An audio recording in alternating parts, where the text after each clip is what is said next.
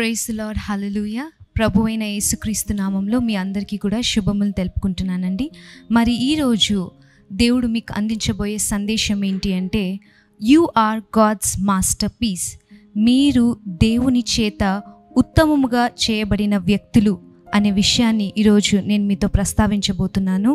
మొదటి తెస్సలోనికీయులకు రాసిన పత్రిక 5వ అధ్యాయం 18వ వచనంలో, ప్రతి విషయమునందు కృతజ్ఞతాస్తుతులు చెల్లించుడి, ఈలాగు చేయుట క్రీస్తు యేసునందు మీ విషయంలో దేవుని యొక్క చిత్తము అని రాయబడి ఉంది. మరి పౌలు తెస్సలోనికే సంఘానికి రాస్తూ ఆయన ఏమంటాడంటే, ప్రతి విషయంలో కూడా దేవునికి మీరు కృతజ్ఞతాస్తుతులు చెల్లించుడి, క్రీస్తు యేసునందు మీ విషయంలో దేవుని యొక్క చిత్తం ఇది. చాలామంది యవనస్తులు మరి అనేక సందర్భాలలో వాళ్ళు ఈ వాక్యాన్ని పాటించలేని పరిస్థితుల్లో ఉంటారండి. అంటే ప్రతి విషయంలో కూడా మనం దేవునికి కృతజ్ఞతాస్తుతులు చెల్లించాలి. అది మన విషయంలో క్రీస్తు యేసునందు ఉన్న మనకి దేవుని యొక్క చిత్తము అని దేవుని వాక్యం చెప్తుంటే, మరి చాలామంది యవనస్తులు వాళ్ళు ఉన్న కలర్ని కావచ్చు, వాళ్ళు ఉన్న రూపం బట్టి కావచ్చు, వాళ్ళున్న స్టేచర్ని బట్టి కావచ్చు, they are not happy with themselves. వాళ్ళకున్న ఒక వెరీ ఇంటెన్షన్ ఆఫ్ థాట్ ఏంటి అంటే, వాళ్ళ హృదయంలో ఒక ముద్ర వేయబడుతుంది. ఏంటి అంటే, వీఆర్ నాట్ ఇనఫ్. మేము ఈ లోకంలో జీవించడానికి మేము చాలిన వాళ్ళం కాదు. We are not enough, we are not self sufficient అని చాలామంది అనుకుంటూ ఉంటారండి. అయితే దేవుడు ఇక్కడ మాట ఒకటి చెప్తున్నాడు, ప్రతి విషయంలో కూడా మీరు కృతజ్ఞతాస్తుతులు చెల్లించాలి. అంటే మనం జీవిస్తున్నామంటే దాన్ని బట్టి కూడా మనం దేవునికి కృతజ్ఞతాస్తుతులు చెల్లించాలి. సెల్ఫ్ హేట్రెడ్ అనేది ఉండకూడదు అని దేవుని వాక్యంలో మనం చూడగలుగుతాము. మరి జీవించడం కూడా ఒక అద్భుతమైన, చాలామంది నాతో పాటు కొన్ని కోట్ల మంది, కొన్ని లక్షల మంది జీవిస్తున్నారు కదా, జీవించడం కూడా ఒక అద్భుతమైన అంటే, ఒకసారి యోహాను సువార్త 1వ అధ్యాయం 3-4 వచనాలను మనం చూసుకుందాము. కలిగి ఉన్నదేదియు ఆయన లేకుండా కలుగలేదు, ఆయనలో జీవముండెను, ఆ జీవము మనుష్యులకు వెలుగాయెను. అంటే ఈరోజు మనం జీవిస్తున్నామంటే అది దేవుడు మనల్ని జీవింపచేశాడు కనుక మనం జీవిస్తున్నాము. ఒక మెడికల్ డాక్టర్గా మరి ఒక తల్లి కన్సీవ్ అయిన తర్వాత మరి ఆ పిండం మరి బిడ్డగా మారి ఆ బిడ్డ బయటికి రాకుండా ఉండడానికి మరి అనేకమైన మెడికల్ కండిషన్స్ ఉంటాయండి. అంటే ఆ 9 నెలలు గడవడానికి ఆ తల్లికి ఆ టైంలో అనేకమైన medical conditions like congenital abnormalities అంటాం. అంటే పిండముగా ఉన్నప్పుడే ఆ పిండంలో లోపాలు రావచ్చు. ఆ లోపాలు వచ్చి మరి ఆ బిడ్డ బయటికి రాకుండా పిండంగా ఉన్నప్పుడే మరి అబార్ట్ అయిపోయే పరిస్థితులు చాలా ఉంటాయి. చాలా సందర్భాలలో మరి ఆ పిండం సరిగ్గా లేక అది గర్భంలో నిలవలేక మరి అబార్ట్ అయిన సందర్భాలు ఎన్నో ఉంటాయి. మరి ఆ బిడ్డ బయటికి వచ్చేంత వరకు కూడా ఆ బిడ్డ సజీవంగా వస్తుందా లేదా అనే ఒక ప్రశ్న మరి మా మెడికల్ డాక్టర్స్కి ఉంటుందండి.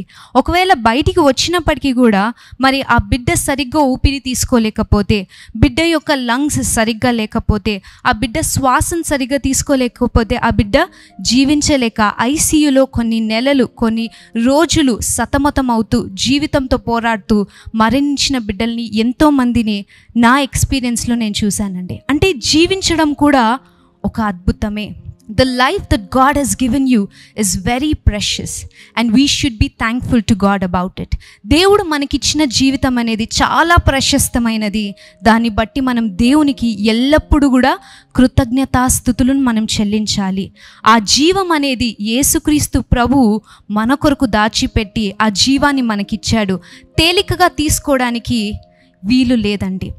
ఈ కృతజ్ఞతాస్తుతులలో మన జీవం కూడా it is added. We have to thank God for the life that God has given us. And ఇంకొక విషయం ఏంటి అంటే, చాలామంది యవనస్తులలో సెల్ఫ్ హేట్రెడ్ అనేది ఉంటుంది. అంటే తమ్మును తాము వాళ్ళు అసహ్యించుకుంటూ ఉంటారండి. వాళ్ళ జీవితం పట్ల వాళ్ళకి ఎలాంటి హ్యాపీనెస్ లేదు. అంటే వీఆర్ నాట్ ఇనఫ్. చాలామంది చెప్తుంటారు యవనస్తులు, అక్క మేము ఎందుకు ఇలాగ ఉన్నాము, అక్క ఎందుకు మేము ఈ కలర్లో ఉన్నాము, అక్క మేము ఎందుకు ఈ హైట్లో ఉన్నాము, మేము ఇంకా కొంచెం పొడుగు నింటే బాగుండేది, లేకపోతే మేము ఇంకా కొంచెం మంచి కలర్లో నింటే బాగుండేది అని చాలామంది చెప్తారండి. అయితే దేవుని వాక్యంలో చూసుకున్నట్లయితే కీర్తనలు 139:14 వచనాన్ని మనం చూద్దాం. నీవు నన్ను కలగజేసిన విధము చూడగా భయమును ఆశ్చర్యమును నాకు పుట్టుచున్నవి. అని దావీదు మహారాజు అంటాడండి. ఇక్కడ దావీదు మహారాజు దేవుణ్ణి అప్రిషియేట్ చేస్తున్నాడు, దేవుణ్ణి ఆయన స్తుతిస్తున్నాడు. దేవా, నన్ను నేను చూసుకున్నప్పుడు ఆయనలో కూడా ఒక మనిషే కాబట్టి ఎన్నో లోపాలు నిండొచ్చండి. మరి సమూయేలు గ్రంథం మనం చూసుకున్నట్లయితే మొదటి సమూయేలులో ఇలాగ రాయబడి ఉంటుంది. మరి సమూయేలు వాళ్ళ అన్నలందరినీ చూసి వీళ్ళు చాలా బాగున్నారు అని అనుకుంటారు, వీళ్ళు చాలా చక్కగా ఉన్నారు, చాలా ఎత్తుగా, చాలా పొడవుగా, మరి మంచి రంగులో ఉన్నారు, కాబట్టి వీళ్ళు దేవుడు ఎంచుకున్నారేమో అని సమూయేలు అనుకుంటారు. అంటే ఇక్కడ దావీదు వాళ్ళ అన్నలతో పోలిస్తే మేబీ కొంచెం అతడు తక్కువగా ఉన్నాడేమో, మనకైతే తెలీదు. అయితే తను తాను చూసుకున్నప్పుడు, దేవా, నాలో ఉన్న లోపాలను నేను చూసుకోవట్లేదు, నాలో ఏది సరిగ్గా లేదో దాన్ని నేను చూడట్లేదు, కానీ నేను ఇలాగా చేయబడ్డాను, అది చూస్తున్నప్పుడు నాకు భయమును ఆశ్చర్యమును కలుగుచున్నవి. My dear friends, you have to realize one thing. God has made you self-sufficient. దేవుడు మిమ్మల్ని అన్ని విషయంలో దీవించి మీకు కావాల్సిన అవసరతలన్నింటినీ కూడా ఆయన సప్లై చేసే దేవుడు మిమ్మల్ని క్రియేట్ చేశాడు, మీకు ఒక రంగునిచ్చాడు, మీకు ఒక రూపాన్ని ఇచ్చాడు, ఒక హైట్ని ఇచ్చాడంటే దాని అర్థం ఏంటి అంటే దేవుడు మిమ్మల్ని అలాగా చేయాలని ఉద్దేశించాడు. అలాగా ఉండడమే దేవుని యొక్క చిత్తం. చాలామంది కాస్మెటిక్స్ వాడి వాళ్ళ కలర్ని వాళ్ళు పెంచుకోవడానికి ప్రయత్నిస్తారు, వాళ్ళ హైట్ని పెంచుకోవడానికి అనేకమైన ఎక్సర్సైజెస్ చేస్తారు. అయితే how many of you are appreciating God for what he has created you? ఆయన మిమ్మల్ని ఎలాగైతే సృష్టించాడో దాన్ని బట్టి ఎంతమంది మీరు దేవునికి స్తుతులు చెల్లిస్తున్నారు? దేవాను నన్ను కలగజేసిన విధం చూడగా భయమును ఆశ్చర్యమును నాకు కలుగుచున్నవి అని దావీదు మహారాజ్ అంటాడు. He is appreciating God. దేవుని ఎంతగానో ఆయన పొగుడుతున్నాడు. దేవా, నిజముగా ఎంత ఆశ్చర్యంగా నువ్వు నన్ను కలగజేశావు. ఈరోజు మీ అందరికీ కూడా, ఎవరైతే యవనస్తులు చూస్తున్నారో మీ అందరికీ కూడా నేను చెప్పే విషయం ఏంటి అంటే, మీరు రోజు లేచిన వెంటనే 2 మాటలు మీరు చెప్పాలండి. దేవుని స్వరూపమందు దేవుడు నన్ను సృజించుకున్నాడు. మనుషులు ఏం చెప్తున్నారో అది మనకు అనవసరం అండి. దేవుడు తన స్వరూపంలో మిమ్మల్ని ఆయన నిర్మించుకున్నాడు. ఆదికాండం 1వ అధ్యాయం 27వ వచనంలో దేవుడు తన స్వరూపమందు నరుని సృజించెను. You are the image of God.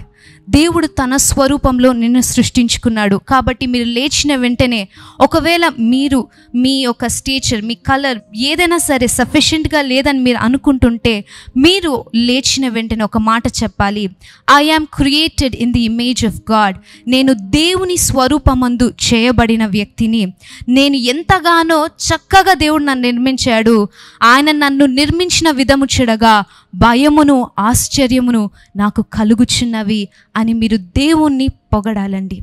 Don't live in self hatred. మిమ్మల్ని మీరు అసహించుకుంటూ మీరు జీవించాల్సిన అవసరం లేదు. మనుషులు మరి పై రూపాన్ని లక్ష్య పెడతారు.